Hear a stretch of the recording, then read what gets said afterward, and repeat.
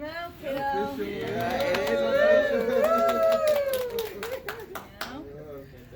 Sarah, can you share with us just sort of this whole process of how you got to be here today signing your letter of intent to St. Francis? Where do I even start? I wouldn't be here without anybody in this room that's here right now. My coaches, Coach Meg. My coaches have been like a big support of mine. They have helped me learn the game. They have helped me improve as a player.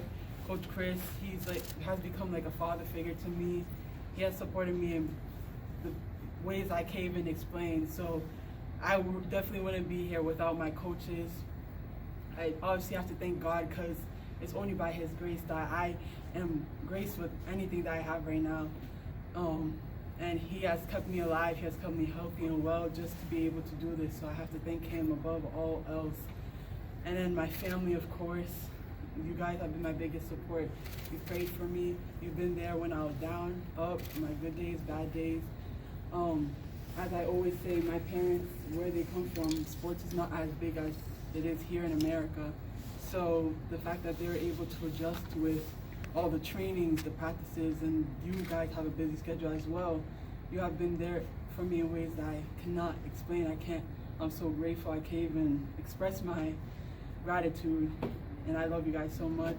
I love all my coaches, everyone, Dr. Panacchia, Mr. Manseri, all my everyone has played their role in how you have impacted my life and gotten me here today. So I thank you so much. Once again, I even want to mention Dan Mazula as well, the late Dan Mazula. He's the one that saw the potential in me first when I came here in Johnston, and he really took me under his wing. I wish he could be here today, but I know he's watching over all of us. So I thank him as well and the family. I'm just grateful. I'm really grateful I'm here right now. And I know I'm confident in the future, knowing what you guys all have implemented in my life, the lessons you have taught me, and how you have built my character. So I thank you once again, and I'm really grateful for this moment.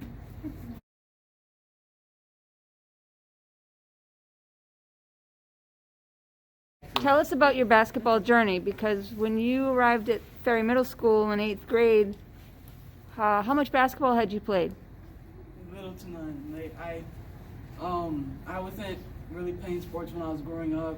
In 8th grade, I had played, at that point, I only played a little bit of rec back in Providence. I wasn't really as experienced. Even when I played rec, I was only 13 playing with high schoolers, so I didn't really get to learn the basics and everything. But yeah, I was really an amateur at that point. I can't even look back at old videos without just cringing. But it's been a long journey. It took me time to really learn and get a hang of the game, but naturally it came.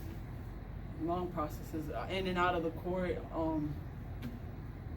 Yeah, it was a long journey, but last year I was picked and nominated for second team division, and I just couldn't believe it because I played now at the level D1 with girls that have been playing since they were in diapers, basically, since they were 3 years old, and I only started when I was 14, and I'm able to compete, I'm able to do all this.